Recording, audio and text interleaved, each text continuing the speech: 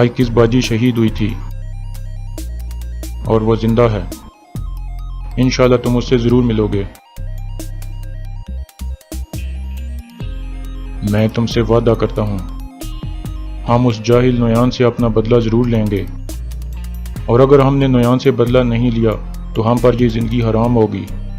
अस्सलाम वालेकुम नाजरीन, पिछली किस्त में आपने देखा कि गुंदोगदो सलजान को 2 थप्पड़ मारता है। इसके बाद सलजान रोती हुई हाइमा खातून के खेमे में जाती है और उनको बताती है कि गुंदोगदो ने मुझे मारा है, जिस पर गोगचे उसे कहती है कि तुम इसी काबिल थी, जबकि हाइमा खातून और हलीमा उसे दिलासा देती हैं और उसे आराम करने को कहती हैं। दूसरी तरफ आयतुल खातून तुजतेकन को नई पट्टियां पढ़ाती है और उसे कहती है कि गुंदोगदो हाइमा खातून का सौतेला बेटा है और गुंदोगदो की बीवी भी अच्छी औरत नहीं है, जिसकी वजह से वो अकेला हो गया है, इसलिए तुम्हें उसके साथ ताल्लुकात बढ़ाने चाहिए, फिर वो तुम्हारे हर काम में मदद करेगा। इसके अलावा आयतुल कहती है कि मैं अपने भाई की बेटी गोंजाकुल की शादी गुंदोगदो से कराना चाहती हूँ और तुम गोगचे से शादी कर लो, इसके बाद गुंदोगदो हमारे कब्जे में हो जाएगा। इतने में कोजाबश वहाँ आता है और उन्हें बताता है कि गुंदोगदो ने सलजान को मारा है। इसके बाद तुजतेकन गुंदोगदो के खेमे में जाता है और बातों बातों में उसे मशवरा देता है कि तुम्हें दूसरी शादी कर लेनी चाहिए ताकि तुम्हारे घर में औलाद हो सके और फिर तुम सुकून से ज़िंदगी बसर कर सको, क्योंकि अगर तुम सुकून में ना रहे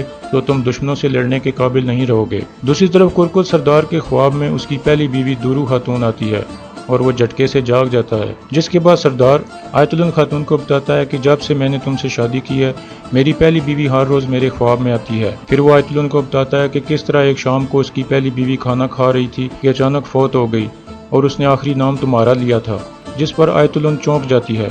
और सरदार से पूछती है कि उसने मेरा नाम क्यों लिया था, जिस पर सरदार कहता है कि वो हम दोनों के बारे में सब कुछ जान चुकी थी, इसलिए तुम्हारा नाम लिया था। दूसरी तरफ अर्तुल को भी एक ख्वाब आता है जिसमें वो देखता है कि एक तरफ हिरन का बच्चा भाग रहा है और दूसरी तरफ कुछ मंगोल आ रहे हैं। इतने में उसे इब्नुल अरबी नजर आते हैं और करीब आकर कहते हैं कि कब तक तुम सोते रहोगे और अपने मकसद को कब आगे बढ़ाओगे। इसके बाद अर्तुल की आंख खुल जाती है। दूसरी तरफ काई कबीले के कुछ गद्दार सिपाही कबीले से निकलकर एक जगह पहुंचते हैं जहां हमजा उनको लेने के लिए आता है और उनको कहता है कि आप लोग दुनिया की सबसे बड़ी फौज का हिस्सा बनने जा रहे हो। इसके बाद वो सब सिपाहियों को सोने के सिक्के भी देता है,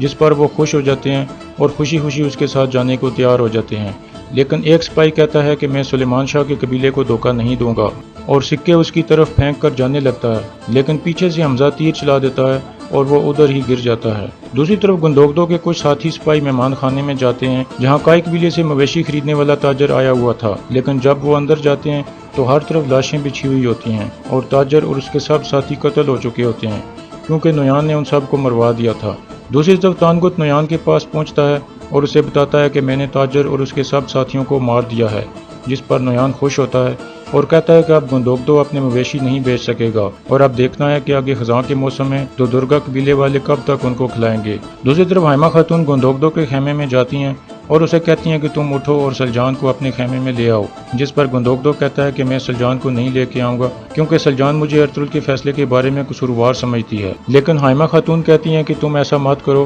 क्योंकि ये हमारे कबीले की रवायात के खिलाफ है और तुम उसे अपने खेमे में ले आओ, जिसके बाद गुंदोगदो मान जाता है। दूसरी तरफ अर्तुल काफ़ी अरसे के बाद पहली दफ़ा अपने बाएं हाथ से तलवार पकड़ता है और तुरगत के साथ प्रैक्टिस करने की कोशिश करता है, लेकिन थोड़ी देर बाद ही तलवार अर्तुल के हाथ से गिर जाती है।